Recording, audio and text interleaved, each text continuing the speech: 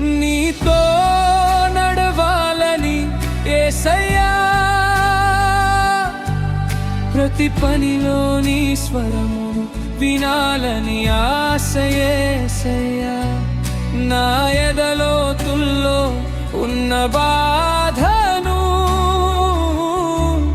నీతో చెప్పాలని ఉంది యేసయ్యా. నా ధన్య జీవితం నీలో